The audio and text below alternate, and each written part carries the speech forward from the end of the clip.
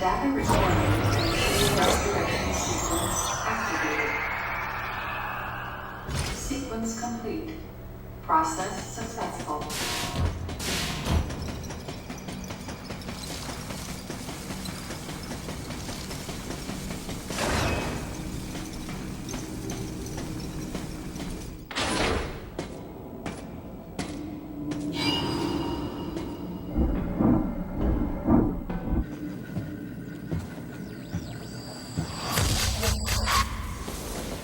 He's dead. Someone or something attacked him.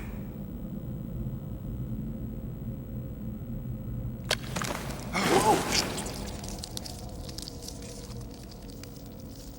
Get away from me! Miles! Enough! It was obvious that there was some pervasive danger throughout the facility. I didn't know what had brought Adam here, but I did know that cooperation was imperative if we were to restore safety. Adam, listen to me. Clearly, this facility is in complete disorder. It might be too dangerous for your men to go alone. That's why I've... Look at that! They're coming out of the wall! Right, stay calm. Buddy. Look out! Everyone's out!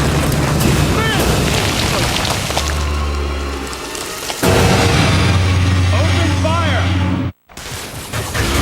Bring it on!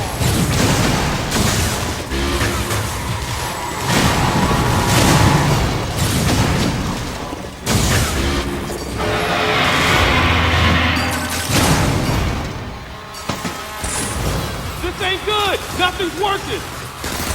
Listen up! Freeze guns authorized!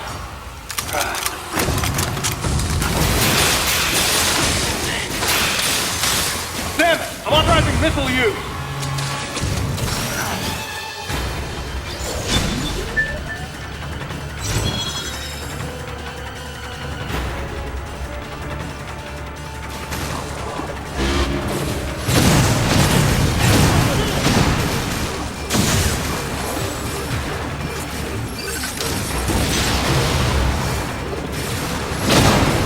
Concentrate fire in a single location and freeze that thing! And Samus, you attack the frozen spot!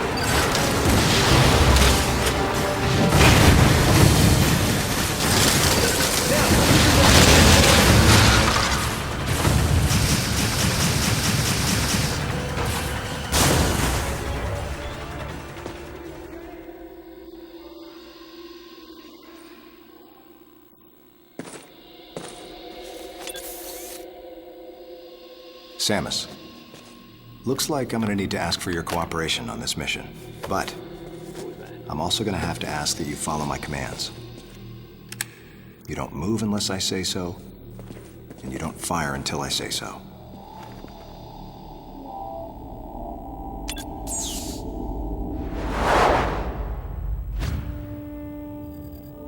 Any objections, lady? The thumbs up sign had been used by the Galactic Federation for ages. Me? I was known for giving the thumbs down during briefing. I had my reasons, though. Commander Adam Malkovich was normally cool and not one to joke around. But he would end all of his mission briefings by saying, "Any objections, lady?" He was joking, but others weren't. At the time, I felt surrounded by people who treated me like a child, or used kid gloves because I was a woman. And yet with Adam, I was grateful for the nod.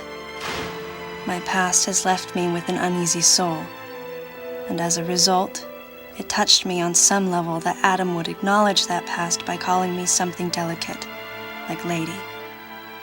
And I knew more than anyone that every word from Adam was deliberate. My thumbs down was a twofold response. A sign of derision at being called a lady, and a signal of my complete understanding of the mission orders.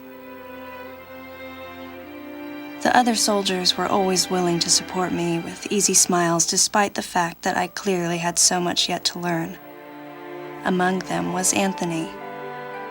In the face of his well-meaning behavior and that of the other soldiers, my response was to become increasingly bitter. I was a child, always with something to prove, a chip on my shoulder. And I was angry. I felt that if I let my guard down, I would easily be broken. And beyond that, I was scared.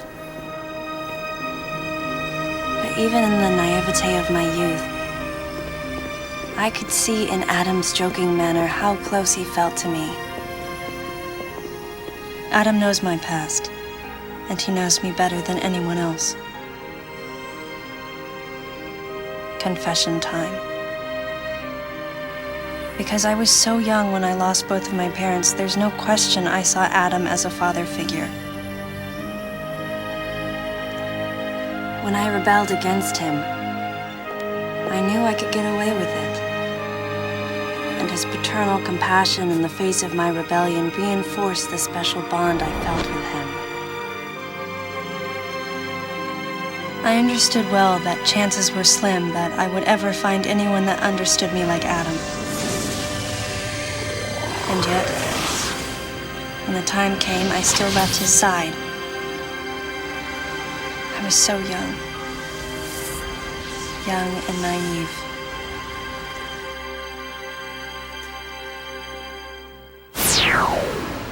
Exactly what transpired here on the bottle ship is still uncertain. Here's what we do know. The equipment we thought had been destroyed is operational again. And we've seen casualties attributed to an unidentified and lethal creature. The situation is critical.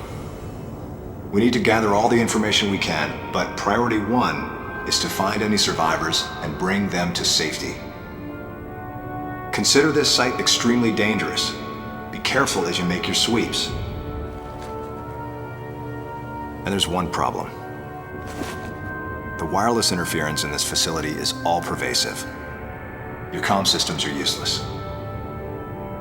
As a result, communication channels will be limited to the facility's navigation booths. Well then, Lyle, investigate Sector 1 and show a little restraint with the explosives. Gotcha. Maurice, you cover Sector 2. Repair any equipment you come across. Affirmative. Anthony, you're Sector 3.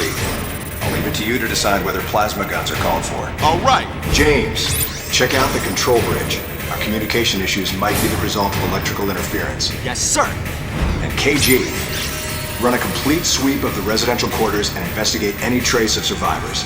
Got it. Each of you is authorized to use a freeze gun. Do not forget to check in regularly via navigation booths. And Samus, you go to the system management room. Do everything you can to get the electrical system back up and running. Looks like your comm system is still functional. Remember, everything you see will also appear on this screen. Regarding auxiliary weapons, the use of bombs has been authorized. As far as your other weapons go, we will continue to investigate and authorize use as we can. However, we currently have no plans to authorize the use of power bombs. As you know, they have the ability to spread a high-temperature heat wave over a large area, impacting living things, which is a nice way of saying they can vaporize humans instantly. You should be well aware of how dangerous power bombs are, and how their devastation can't be obstructed with common materials. Once the mission in the system management room is complete, I need you to report back. I'll give you your next orders then. I want you all to be especially careful as you execute your missions. That's the end of the briefing. It was the first joint mission I'd been a part of since becoming a freelance bounty hunter. And of course, it was the first time since my Federation days that I was following the orders of a commanding officer. Having received mission orders from Adam, I felt confused and strangely exhilarated at the unexpected turn of events. I responded. Understood, Adam. No objections, of course.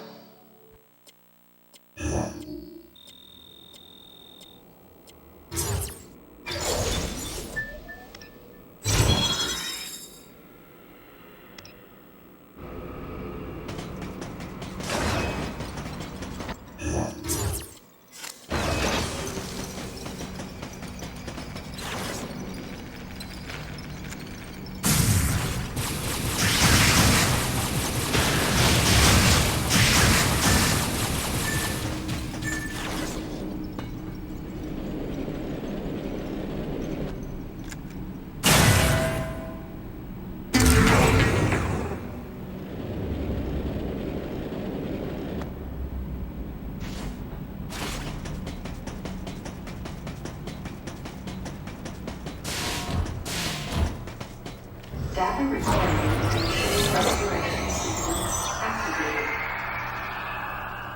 Sequence complete. Process successful.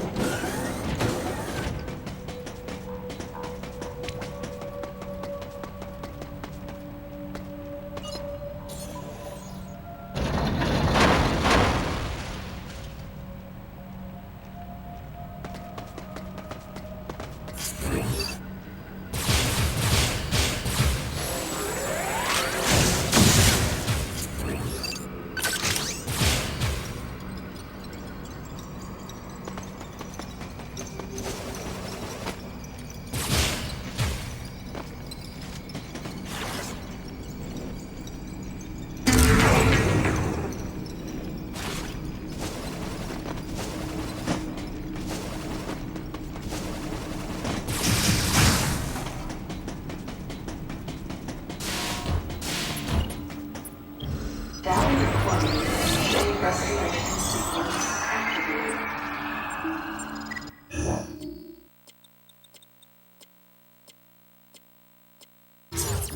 Sequence complete. Process successful.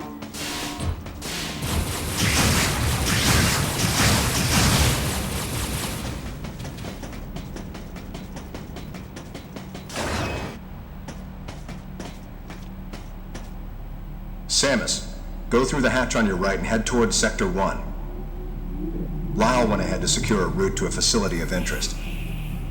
I'll leave you to survey Sector 1.